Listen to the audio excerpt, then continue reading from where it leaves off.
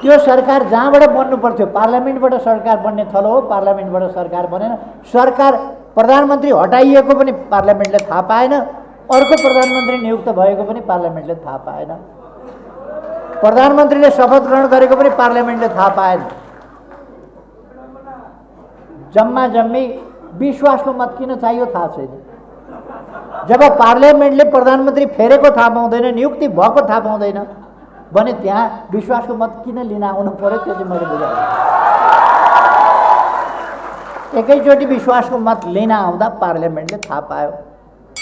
योभन्दा मजाक के हुन्छ डेमोक्रेसीको? जनादेशबाट होइन, परमादेशबाट, अदालतबाट सोझै प्रधानमन्त्री नियुक्त हुने धरतीमा कहीँ पनि छैन। तानाशाही व्यवस्थामा तानाशाहहरूले सोझै निर्णय गर्छन्, नियुक्त गर्छन्। लोकतन्त्रमा जनता र जनताका प्रतिनिधि र प्रतिनिधि संस्था, संसद र सांसदहरूले प्रधानमन्त्री नियुक्तिका लागि सिफारिस गर्छन्। प्रधानमन्त्रीको नियुक्ति राष्ट्रपतिबाट हुन्छ, यहाँ त अन्तैबाट परमादेशबाट।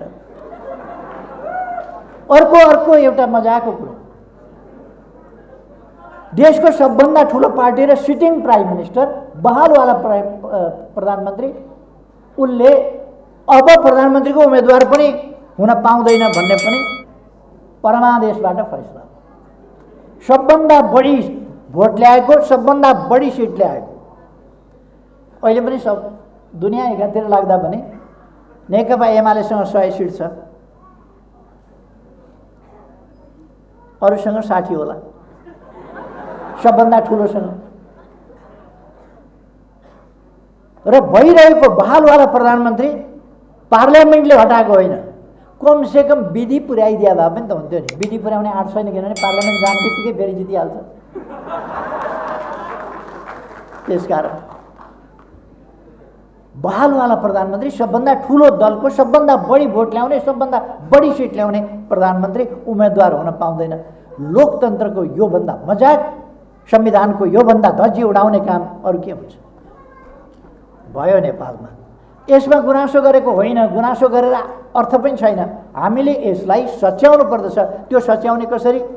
राणा शासन ढल्यो जनताको सचेतनताले, राजतन्त्र ढल्यो जनताको सचेतनताले, सङ्घीय लोकतान्त्रिक गणतन्त्र आयो जनताको सचेतनताले भने फेरि पनि हामी जनताको सचेतनता र सचेत प्रयासहरूबाट यी कामहरू गर्न सक्छौँ। फेरि हामी लोकतन्त्रलाई साँच्चै लोकतन्त्र हामी चाहन्छौँ। हामी अन्यायमा पर्यौँ भन्ने कुराको ठुलो कुरा होइन, तर संविधान मिचिन थाल्यो भने अदालतको हेर्नुहोस् त, सम्मानित सर्वोच्च अदालतको हेर्नुहोस् त, अदालतको प्राङ्गण हेर्नुहोस् त, त्यहाँ बहस गर्ने वकिलहरू बार हेर्नुहोस् त, कम्पु कराते।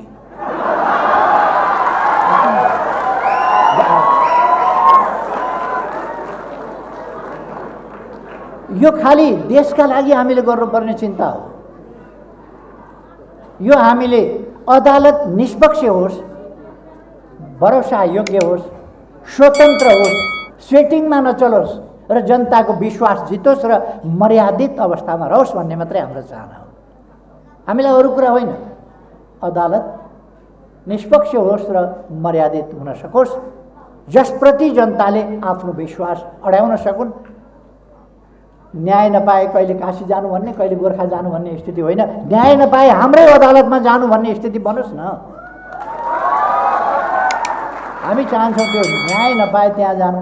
कमसेकम एउटा कुरा चाहिँ म भन्न चाहन्छु, अदालत संविधान लेख्ने संशोधन गर्ने ठाउँ होइन, व्याख्या गर्ने ठाउँ। संविधानको व्याख्या अदालतले गर्छ, सर्वोच्च अदालतले, संवैधानिक इजलासले संविधानको व्याख्या गर्छ, तर संविधान हेरफेर गर्न, संविधानमा नभएका कुरा गर्न, संविधानमा स्पष्ट लेखेका कुरालाई उल्लङ्घन गरेर अगाडि जान सक्दैन। एउटा चिन्ताको विषय मैले यो यतापट्टि नेपालको लोकतन्त्र कहाँनिर छ? सरकार परिवर्तन बहुत ठुलो कुरो होइन। लोकतन्त्रमा सरकार आउँछन् जान्छन् परिवर्तन हुन्छन्, तर विधि केबाट? लोकतान्त्रिक ढङ्गले जनताको अभिमतबाट कि अन्यत्रैबाट? राजनीतिमा इन्भल्भ हुनु नहुने, संलग्न हुन नहुने, निष्पक्ष रहनुपर्ने, तटस्थ बस्नुपर्ने संस्थाहरू अहिले मैले भने सम्मानित सर्वोच्च अदालतमा बहस चलिरहेको छ, हडताल छ, इजलास बहिष्कारको छ। किन भन्दा सेटिङ अमेरिकाबाट सम्मानित सर्वोच्च अदालतका एकजना न्यायाधीश लेख्छन्, दुईटा इमेल। एउटा इमेल न्यायाधीशले फैसला गर्दाखेरि पनि के भन्छ भने पहिले हेर्छ फैसला, अर्को कलिगले लेखेको पनि फैसला हेर्छ र सहमत हुन सकिन्छ कि सकिँदैन हेर्छ। तर पहिले नै यस्तो सेटिङ छ कि तपाईँ हामी उही हौँ उस्तै हौँ, तपाईँहरूले गरेको फैसला त म मानिहाल्छु, तपाईँहरूले गरेका काम मानिहाल्छु, किनभने तपाईँहरू फलानाका विरुद्ध फलानाका पक्षमा हुनुहुन्छ, त्यसकारण पहिले नै मेरो तपाईँहरूलाई समर्थन छ, जे गर्नुहुन्छ। अर्को आउँछ, बालकोटमा बसेर षड्यन्त्र गरिन्छ, सर्वोच्च अदालतले त्यही लागू गर्छ आदि। के हो बालकोट भने?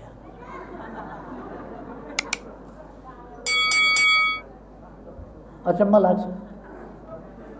केपी ओली त्यो इमेलमा लेखिएको शब्द नै के भने केपी ओलीको बोलीमा लोली मिलाएर न्यायाधीशहरू यसो गर्छन्।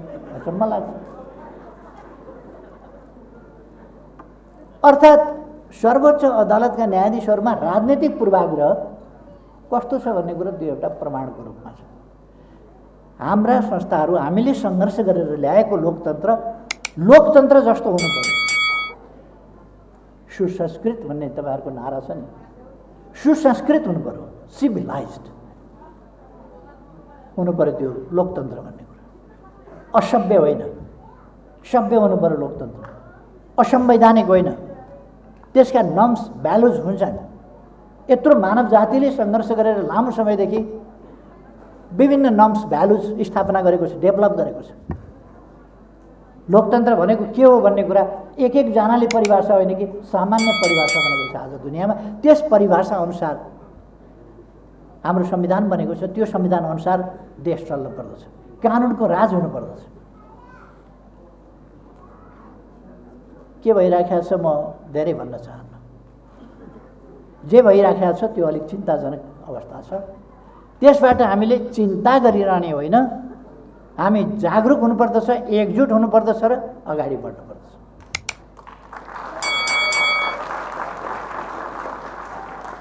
अब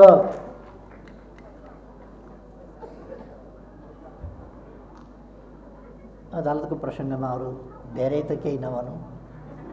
अहिले भर्खर गजबको सेटिङ हो। सर्वोच्च अदालतका श्रीमान न्यायाधीशज्यूहरू,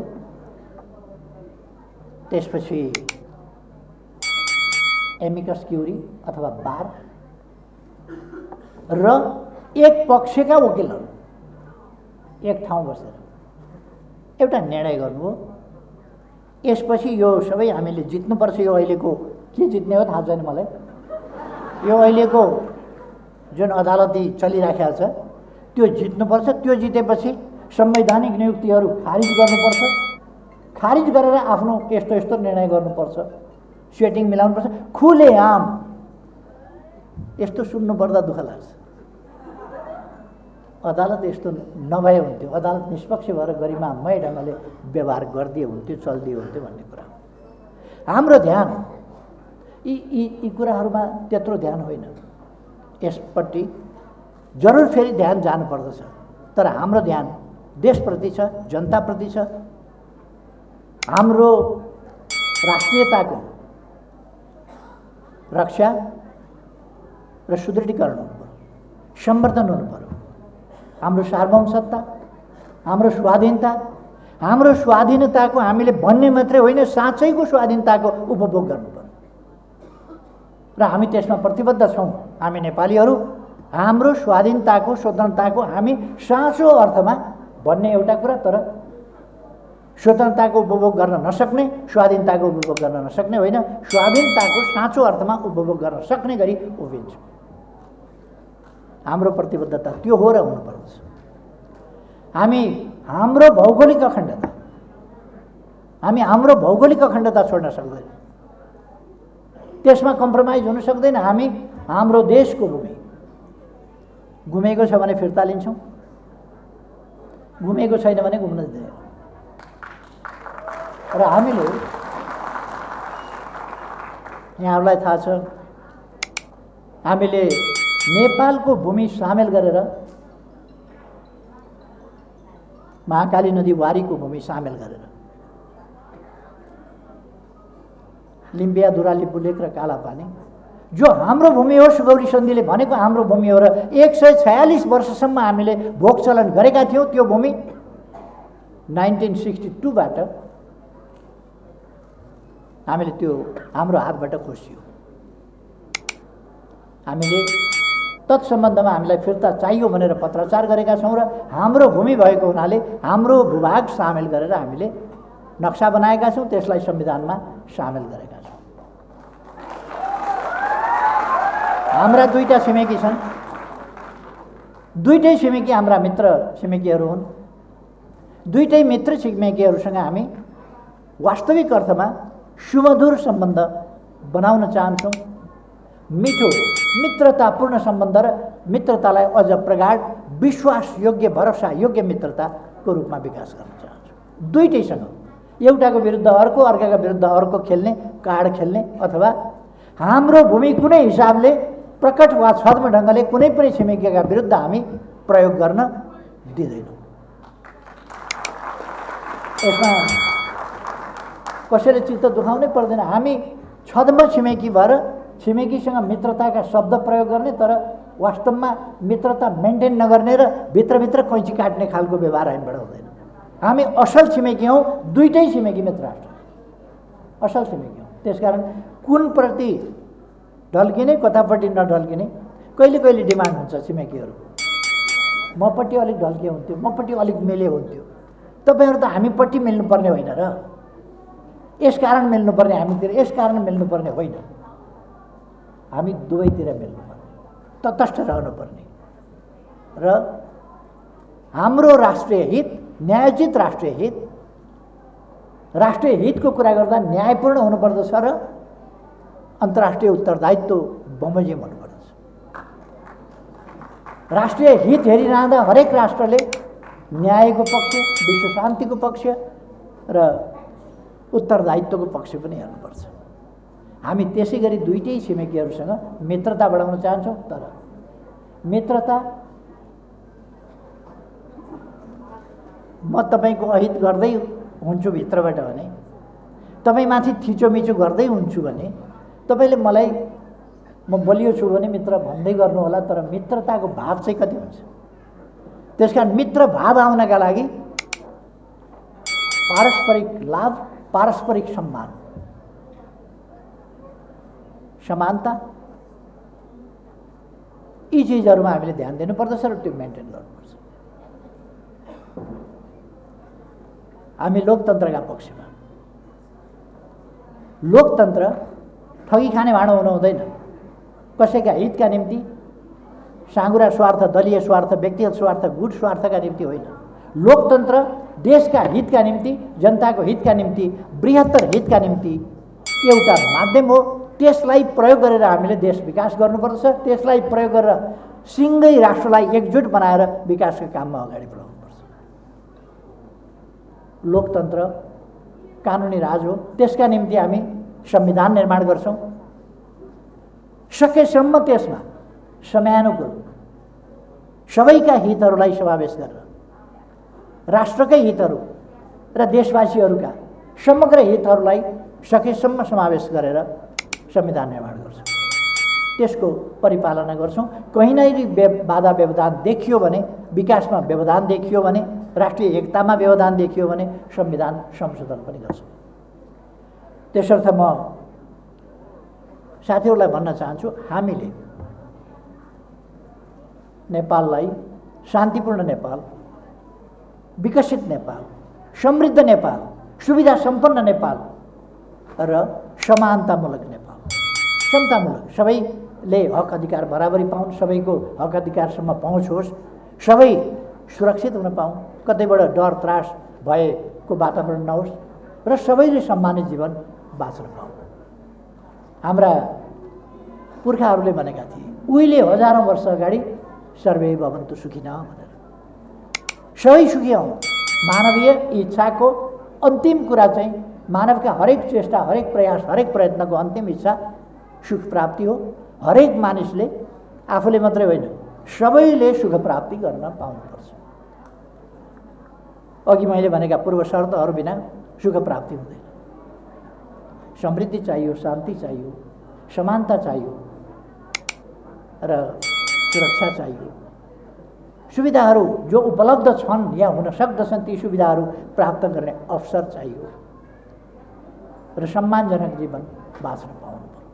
यी कुराहरूका साथ समृद्ध नेपाल र सुखी नेपाली निर्माण गर्ने हाम्रो राष्ट्रिय आकांक्षा हो। योभन्दा बढी अर्को आकांक्षा हुन सक्दैन।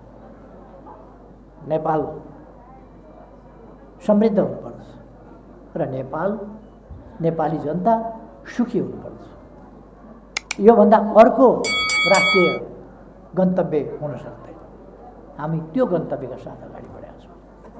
समाज हाम्रो गौरवपूर्ण इतिहास भएको मैले धेरै भन्ने गरेको छु धेरै ठाउँमा।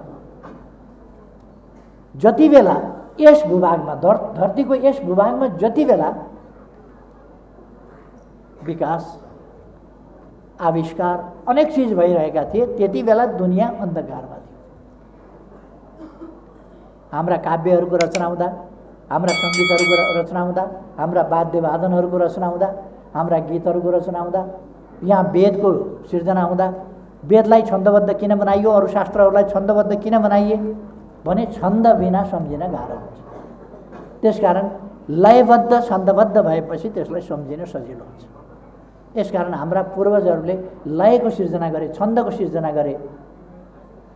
लय छन्दको सिर्जनासँगै अनेक तालहरूको पनि सिर्जना भयो, वाद्यवादनका सिर्जना भए, अनेक चिजहरू सिर्जना यस ठाउँमा भए। त्यो मात्रै होइन, ज्ञान विज्ञान औषधि विज्ञानदेखि लिएर कृषि अनेक कुराहरू यही ठाउँमा सिर्जना भए।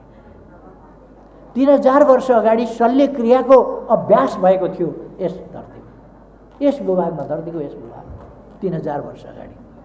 औषधि विज्ञान त्योभन्दा अझ अगाडिदेखि भएको थियो। शल्यक्रिया त विकसित भएपछि आउने हो। 3000 वर्ष अगाडि शल्यक्रिया विकास भयो। मैले थुप्रै सन्दर्भहरूमा हाम्रा गौरवपूर्ण परम्पराहरूको बारेमा, हाम्रा गौरवपूर्ण विगतका बारेमा, गौरवपूर्ण हाम्रो इतिहास र सभ्यताको बारेमा बोलेको छु।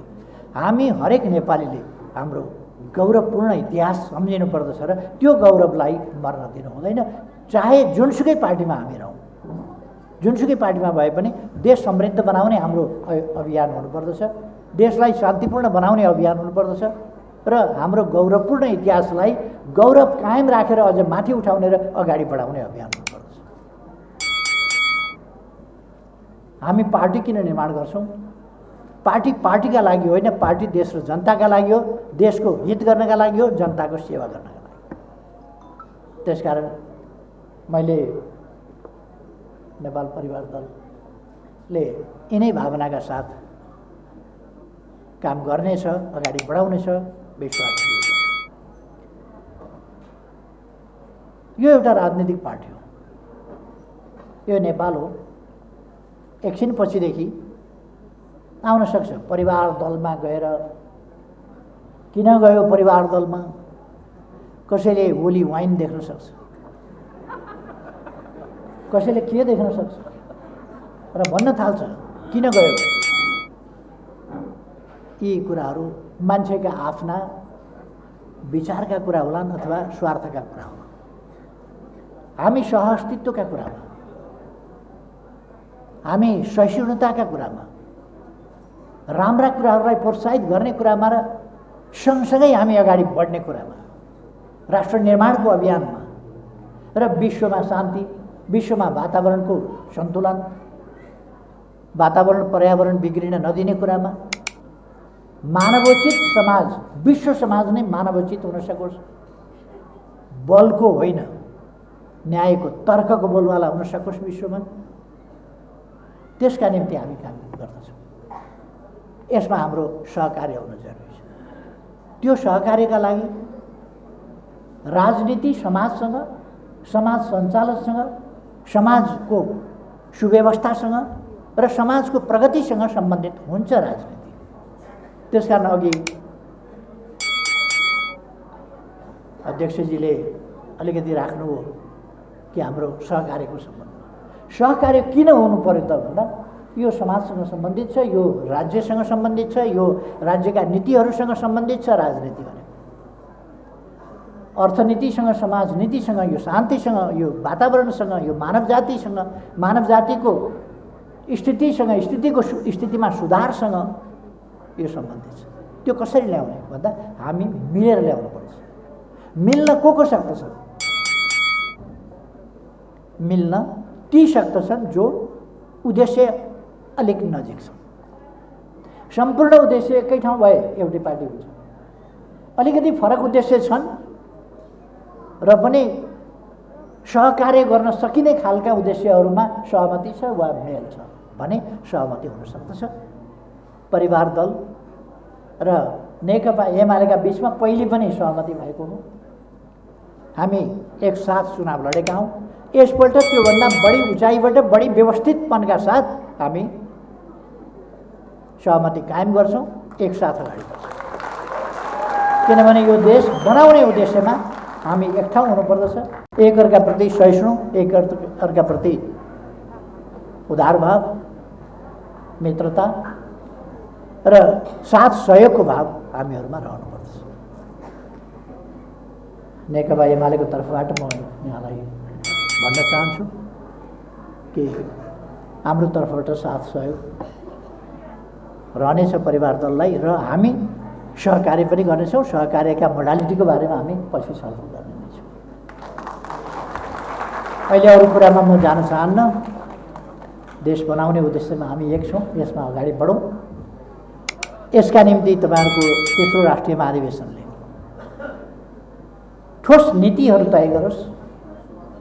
कुन कुन क्षेत्रमा तपाईँहरू राष्ट्रियताको सन्दर्भमा, लोकतन्त्रको सम्बन्धमा, सामाजिक न्याय समानताको सन्दर्भमा तपाईँहरूका नाराले पनि देखाएको छ धेरै कुराहरू। ती कुराहरूको सम्बन्धमा एकदम फर्मुलेट गर्नुहोस्, त्यसलाई सूत्रीकृत गर्नुहोस् त्यसलाई, र प्रस्तावहरू पनि अगाडि आउन्, नीतिहरू पनि अगाडि आउन् र त्यसका आधारमा हामी अगाडि बढ्दै जाउँ। यो देश अब पछाडि फर्किन सक्दैन, अगाडि बढ्छ। हामी अगाडि बढाउन सक्छौँ, बढाउनेछौँ। फेरि एकपल्ट सबै विदेशी पाहुनाहरूलाई पनि I would like to again welcome all the foreign delegates and would like to extend my heartfelt thanks for coming to Nepal to attend this conference. But you are in Nepal. You are not only just attending the conference, but you are attending different and enjoying different things in Nepal. So I would like to welcome you all.